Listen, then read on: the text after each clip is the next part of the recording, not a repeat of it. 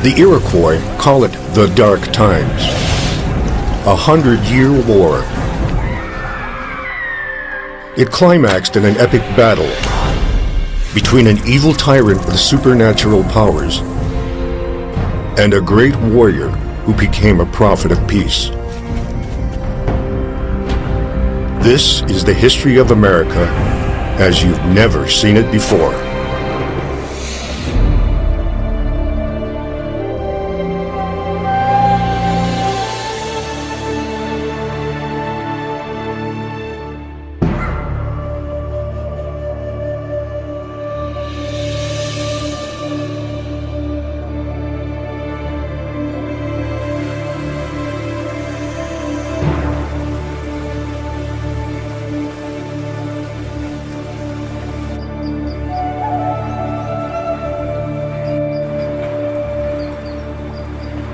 When French explorers first ventured into these great northeastern forests 500 years ago, they encountered a people whom they called the Iroquois.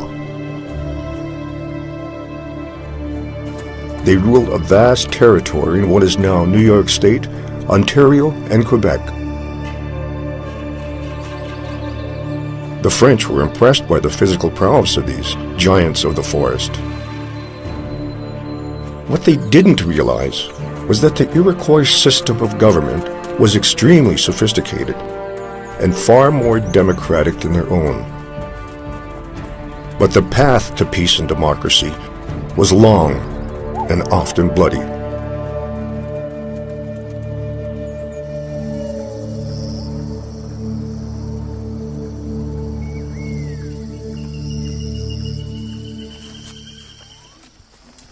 The ancestors of the Iroquois had lived in this area for thousands of years.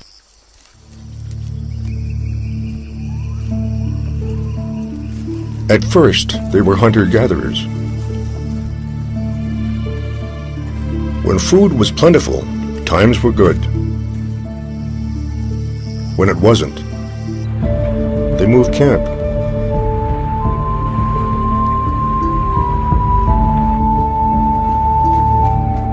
Then about 1,000 years ago, archaeological evidence indicates they began to cultivate the land and form villages. The villages grew into nations. 5 separate nations, stretching across what is now western New York into Canada. Up to 50,000 people in all, sharing similar languages and lifestyles. But despite their similarities, they turned against each other. Soon war was all they knew. The land was in turmoil. Feuds among villages, even among families, turned men into warriors who liked to kill. For generations, the Iroquois have passed down the story of the Dark Times, when the people of the 5 nations were locked in an endless cycle of violence and revenge, so bloody it threatened them with extinction.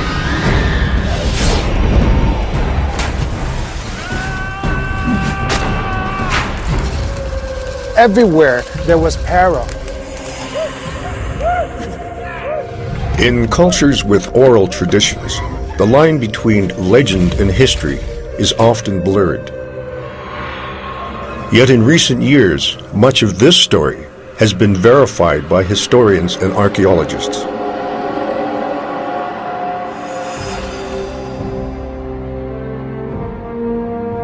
Hiawatha, sometimes called Hiawatha, lives among the people who raised him, the Onondaga, one of the 5 Iroquois nations. Yet he's not entirely one of them. His mother was a Mohawk, probably captured in battle.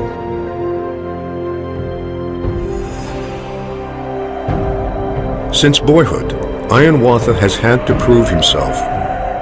He has become a leader of the Onondaga, a great warrior.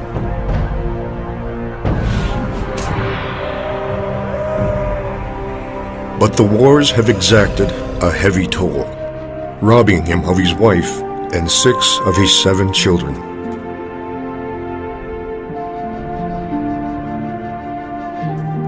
Yet he must fight on. His village has been attacked once again, this time by the Mohawk. His people clamor for revenge.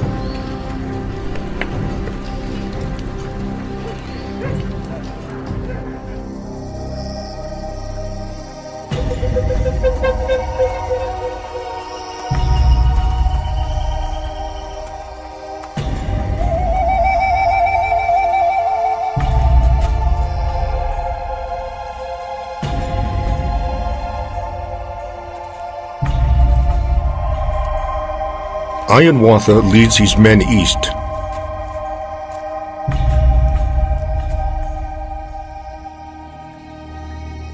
They know they're being watched, and not only by Mohawk scouts. The chief of their own nation, the Onondaga, has spies everywhere.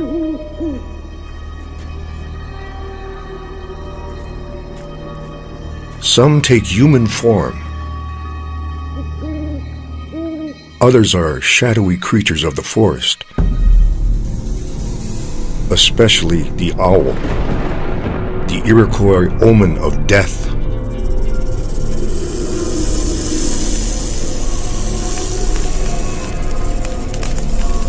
The Onondaga chief is a sorcerer, a shaman who manipulates the evil spirits. His body is distorted by 7 crooks. His hair writhes with snakes.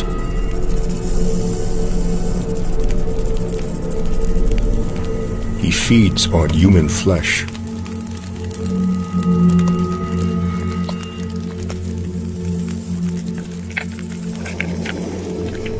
His name is Tadadaho. He lives in isolation, far apart from his people who fear him. Though the Onondaga have other chiefs, Tadadaho holds supreme power. To him, Hiawatha and the warriors are pawns in a game. Tadadaho relishes bloodshed. War feeds his power. As long as the chaos continues, his reign is secure.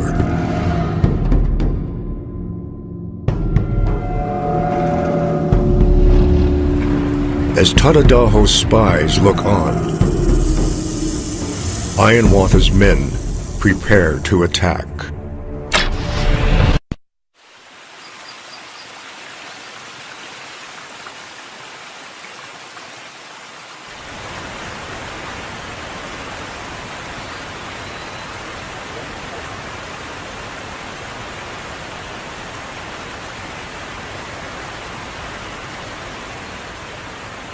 The Mohawk often come to this river to fish. It's within their territory, the easternmost of the 5 Iroquois nations.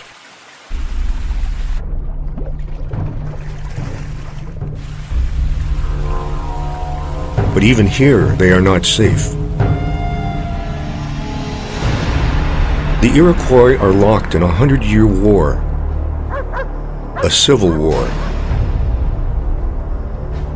Hiawatha and the other Onondaga warriors are bent on revenge.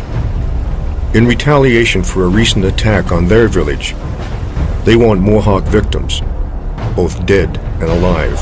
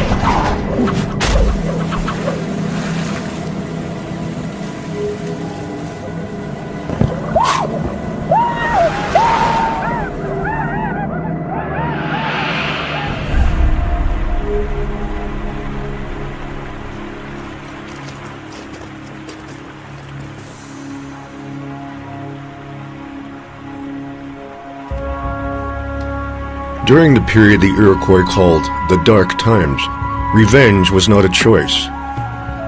It was fundamental to their belief system, the way they honored and mourned their dead.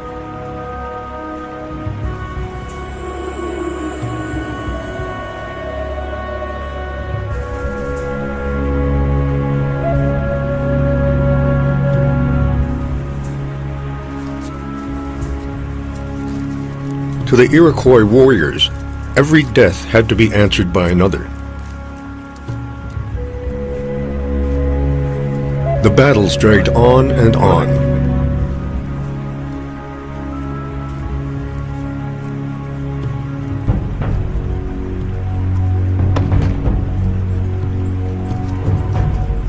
The only alternative to revenge killing was the taking of captives. A healthy captive of the same sex could serve as a replacement for a person lost in a previous battle. But transporting captives was risky. If they loosened their bindings and escaped, they could gather others to pursue the raiders. The Iroquois bound their captives carefully with hemp ropes, the same substance they used to carry burdens. This was also a symbolic act, a way of conveying possession to their enemies.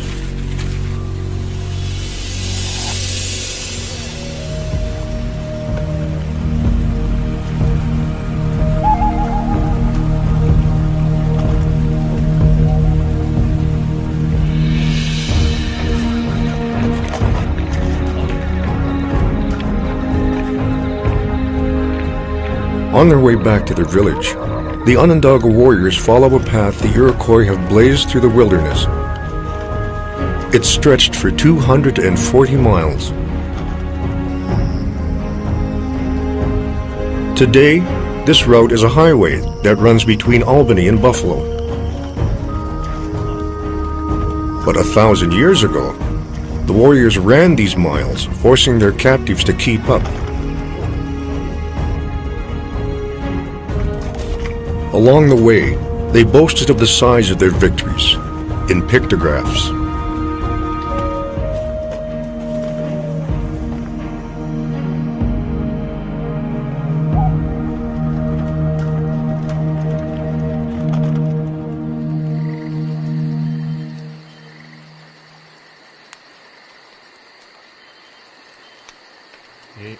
At night under the stars, Ironwater camps with these men. All of them are weary of war. The legend says that Ironwater longs for a better life for his people, but can see no way out.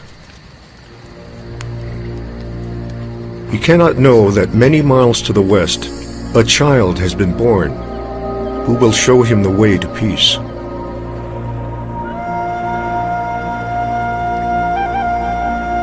Far to the northwest, in the land of the Huron, a virgin girl gives birth to a baby. She and all the Huron in their village realize the child is blessed and was put on earth for a reason. They call the baby Skenalahawe, but in time he would come to be known as the Peacemaker.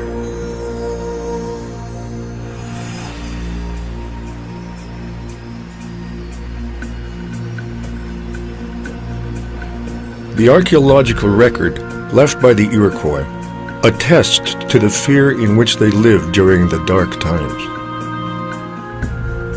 Towering stockades surrounded their villages. The only way in was through long corridors designed to confuse and slow attackers. Inside the stockade, each clan lived in one or more longhouses. A clan was made up of many families, related through a common female ancestor. In Iroquois society, women enjoyed power and freedoms that would not be experienced in Western cultures for hundreds of years. As time went on, The oldest and most respected woman in each house became known as the clan mother. These female elders presided over village life. They appointed the male council chiefs and could also remove them from office for poor performance or abuses of power.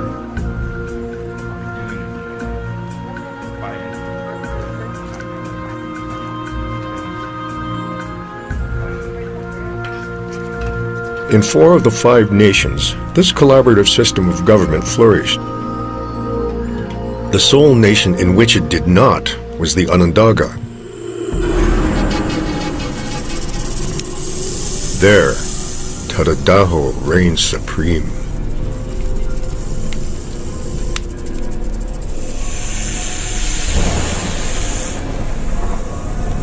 There is only one person he allows close to him, an evil seductress named Chikansase. She shares his zeal for war, and he's craving for chaos.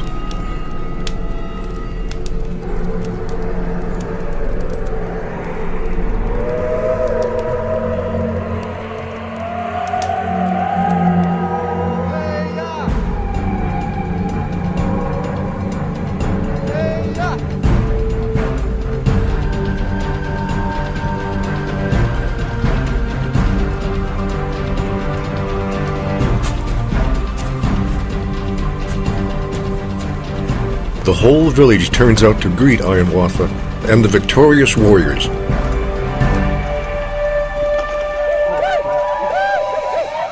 They form a gauntlet, a double line for the male prisoners to pass through.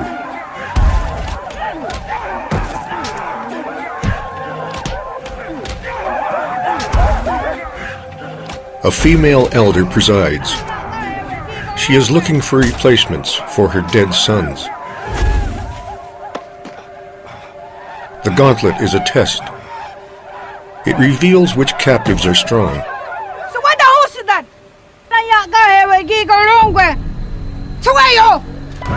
And which ones are not.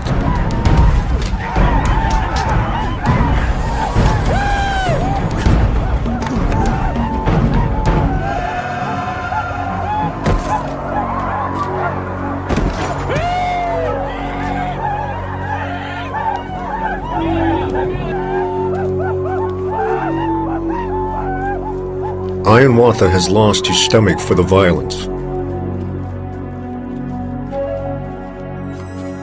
His daughter is the only one who still brings him joy.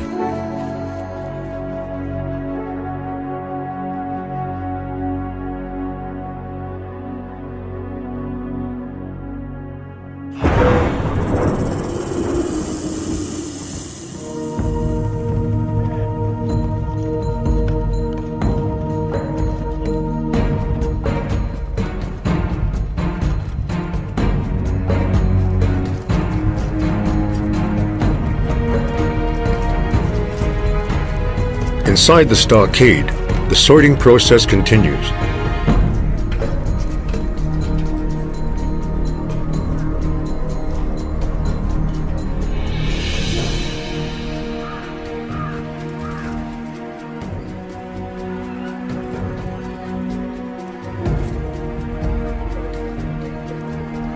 The Mohawk women and children find a ready home.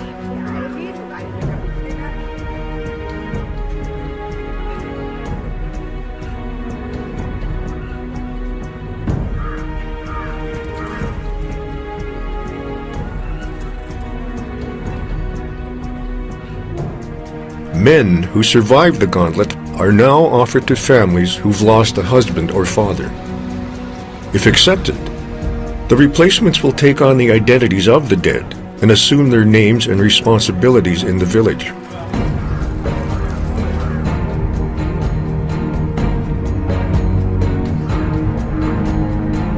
But those whom the elders reject face a very different fate.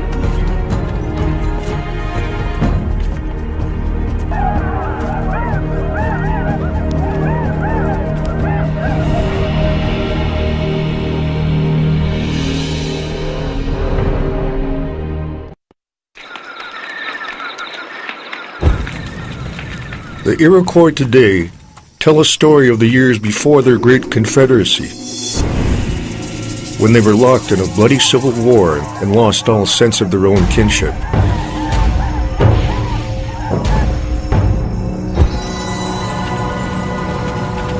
In those days, life was valued as nothing. Everywhere there was peril. Here again, the archaeological evidence agrees with oral history.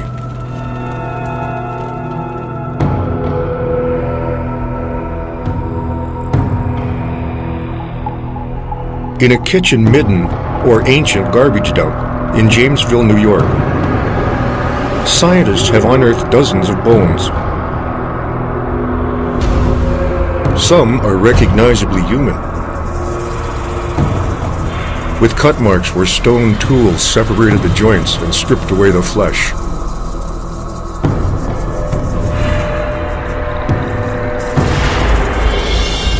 100 miles away, archaeologists found two skeletons with their arms, hands, and feet severed. One is also missing its head. Flint arrowheads are deeply embedded in the bones. The broken points suggest the arrows were shot at close range.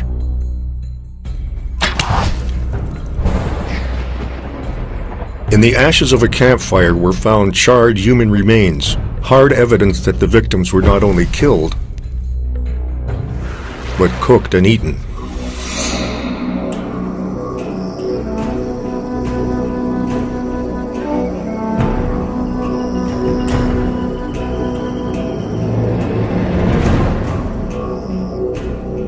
The legend says that Hiawatha is sickened by the ways of these people and his own violent part in it.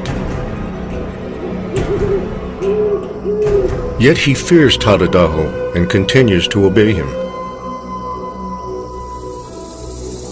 Sensing he is losing Hiawatha's loyalty, the evil tyrant and his supernatural agents monitor his every move.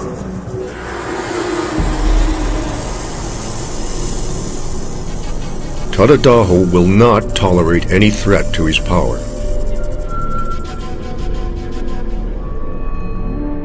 Finally, Hiawatha begins to think the unthinkable. Could he bring down this brutal man who cares nothing for his own people? Tadadaho's powers are extraordinary. No one has ever dared to defy him.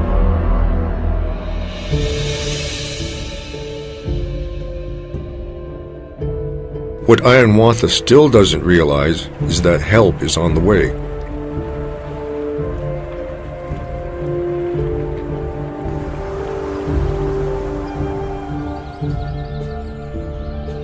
In his Huron village, the young peacemaker grows tall and straight. Even as a boy, he's revered for his leadership skills and powers of persuasion.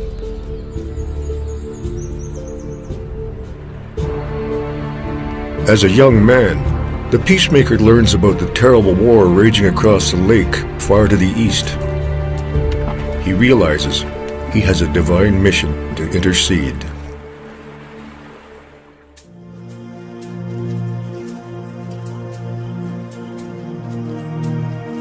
One day, the peacemaker leads the villagers into the forest.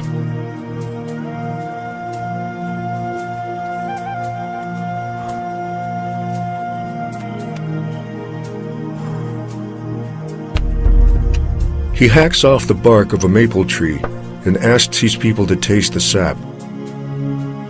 If it is sweet, he says, peace will come. But if it turns bitter and runs red like blood, that will mean the peacemaker's luck has run out and the evil one has destroyed him.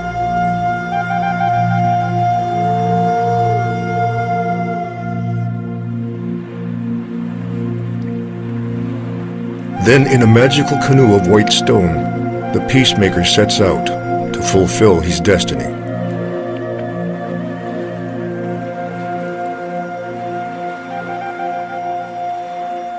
As the peacemaker paddles east, Ironwantha grows stronger in his resolve to remove Tadadaho from power. He too has recognized his destiny.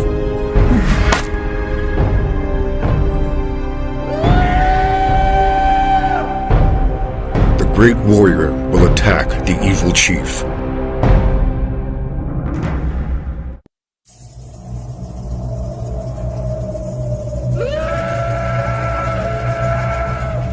Under cover of darkness, Ironwantha and the Onondaga warriors prepare to attack the remote longhouse of Tadadaho to overthrow their evil ruler.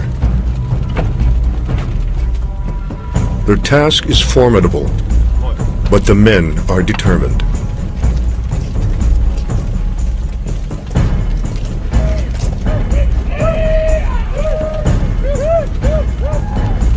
As always when facing battle, they paint their faces to terrify their opponents. Black, the color of war. Blue for strength. Red, the sign a man is ready to kill or be killed.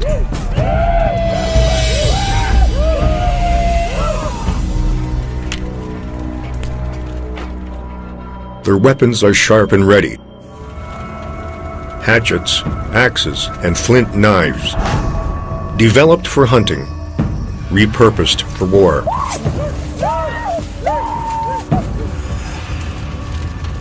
Their bows and arrows are state-of-the-art.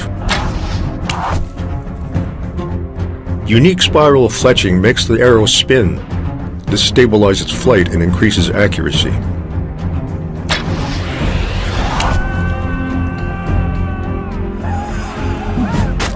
Their fearsome clubs were developed strictly for combat.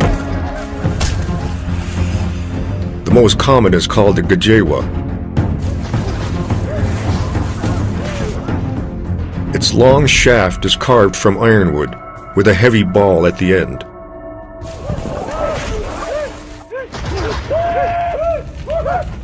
What the warriors don't realize is that these weapons will be useless against the supernatural forces of Tadadaho.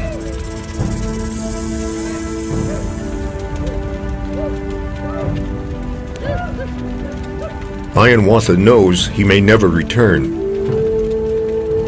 but it's a risk he must take to try to save his people.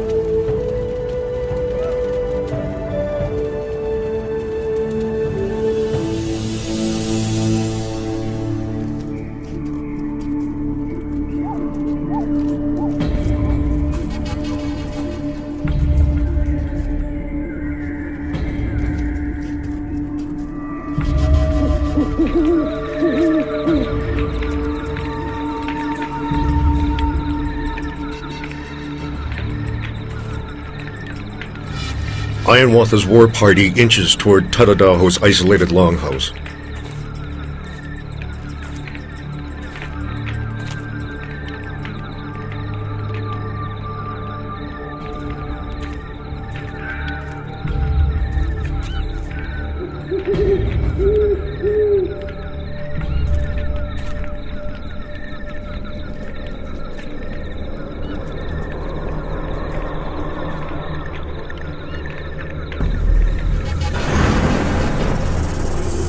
The evil shaman is ready for them. Tadadaho uses all the dark creatures of the forest to fight the forces of good.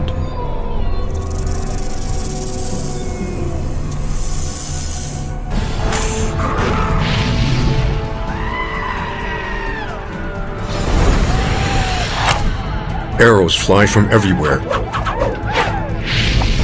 yet there are no archers.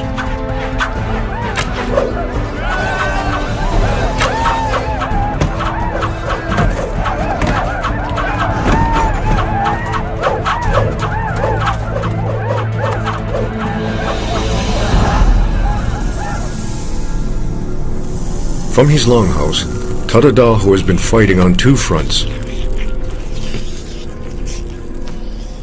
He's worked his evil magic in Ironwantha's village as well.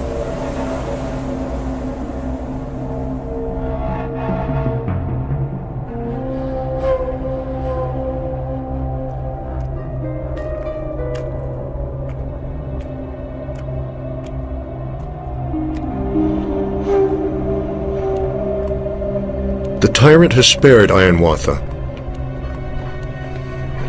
only to destroy his soul.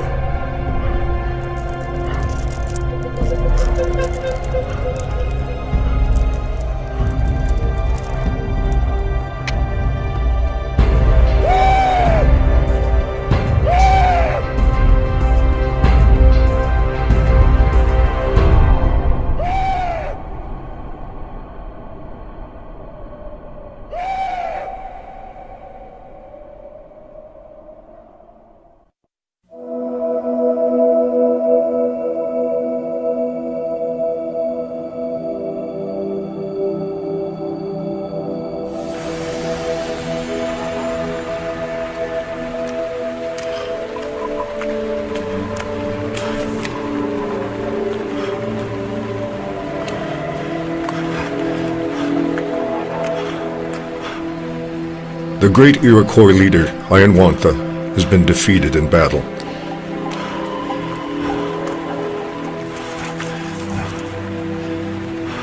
The death of his last surviving daughter at the hands of the evil Tadadaho has broken him.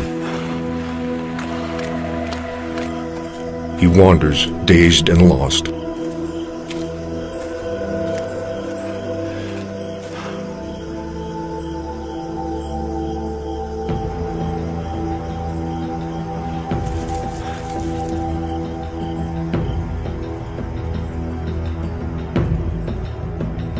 But the peacemaker draws closer every day.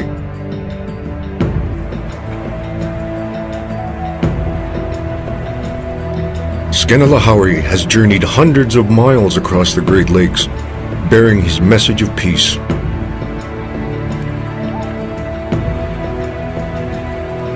There are many versions of what happens next.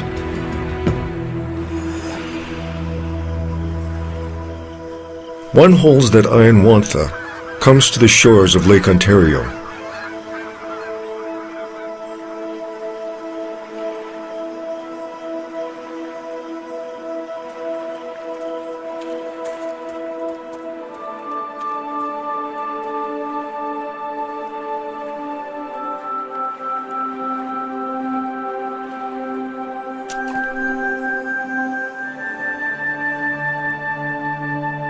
He finds shells, which remind him of his daughter's necklace.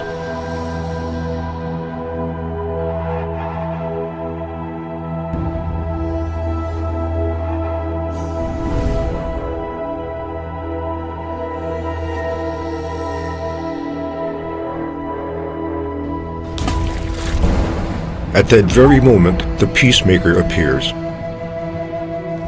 Hiawatha. He consoles Hiawatha for his loss and points out how the shells are opening his heart and allowing him to mourn his daughter.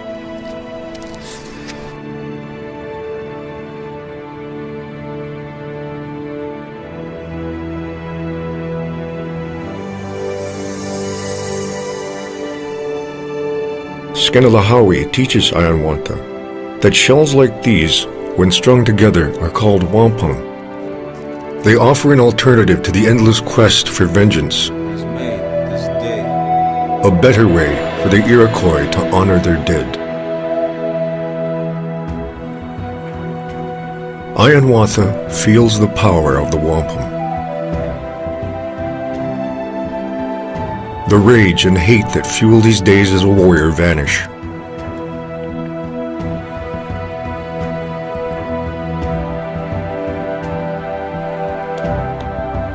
He accepts the peacemaker's message and resolves to carry it to his people.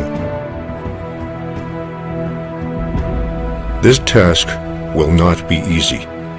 The Iroquois have known nothing but war for generations.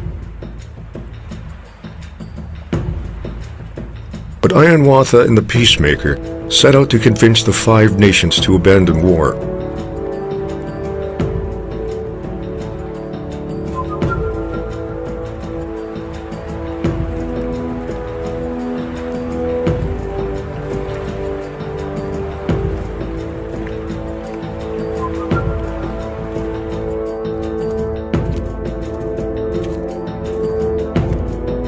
Their first stop, is the land of the Mohawk. Not surprisingly, they are met with suspicion. In many versions of this story, Ayanwantha is cruelly tortured. Jaleo Anadagahaga. Jaleo.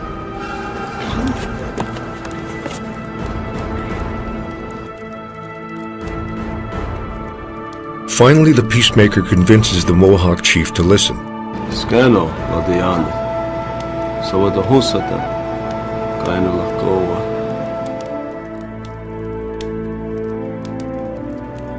The chief agrees to support their cause, but only if the other nations will take up the challenge too.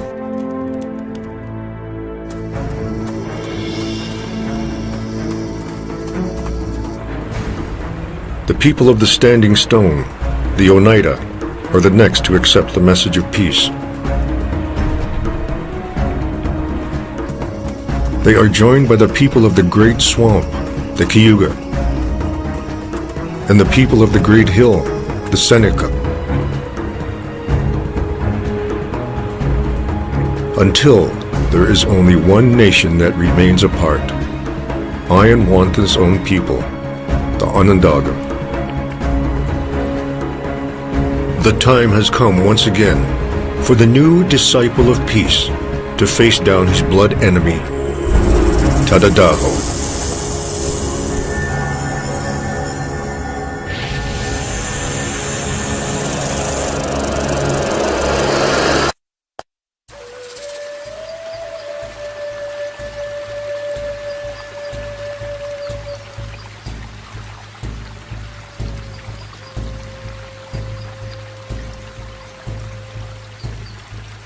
The warrior Ayanwantha is now a man of peace.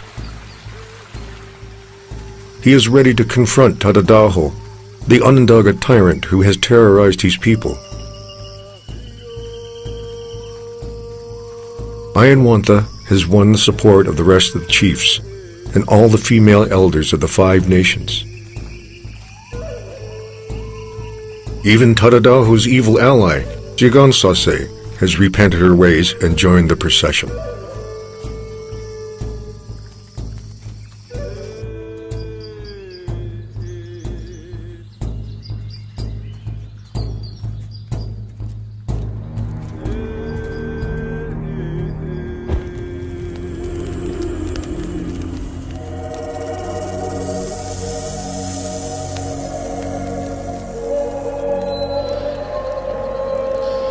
According to the legend, the power of their singing draws Tadadaho from his dark longhouse.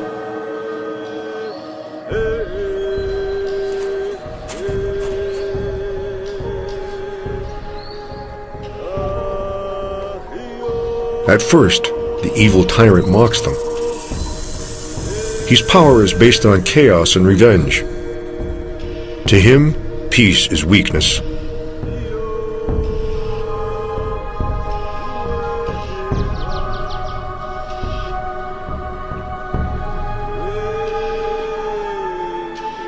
And then something happens that even Tadadaho cannot ignore. Another coincidence of history and legend.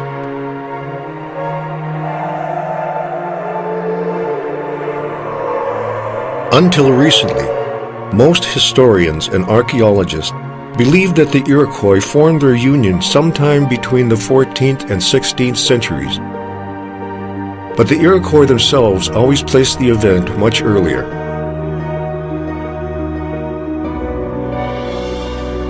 Only one astronomical event agrees with both oral history and scientific evidence. On August 31st, 1142, a great eclipse blocked out the sun for a dramatic 3.5 minutes.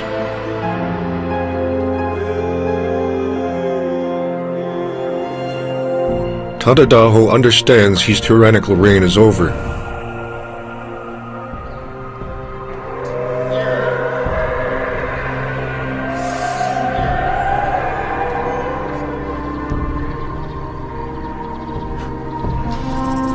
Ayanwantha and Chikansase comb the snakes from his hair as he relinquishes his powers.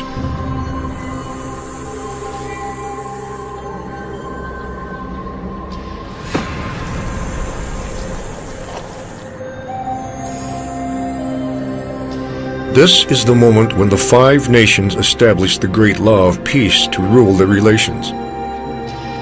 They form a new, united government. Tadadaha was appointed head of its council, and Chikansase, the mother of nations.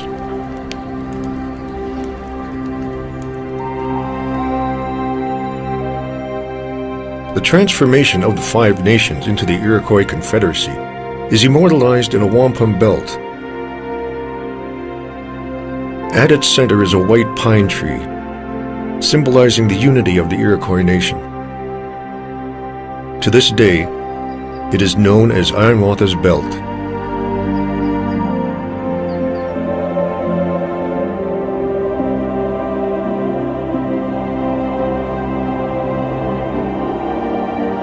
Under a great white pine on the shores of Onondaga Lake in present-day New York, the warriors lay down their weapons. They bury the hatchet, a phrase that lives on today. From this moment, their internal battles will involve words, not weapons. They form a grand council, made up of representatives from each of the five nations.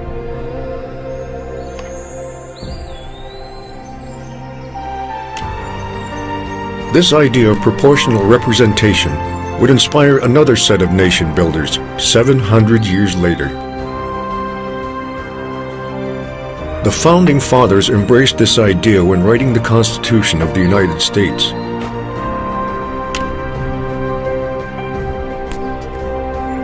They also adopted an Iroquois symbol. In the words of the peacemaker, one arrow is like a single nation or state, easily broken. But a union is unbreakable. The image of an eagle holding a bundle of arrows is central to the Great Seal of the United States.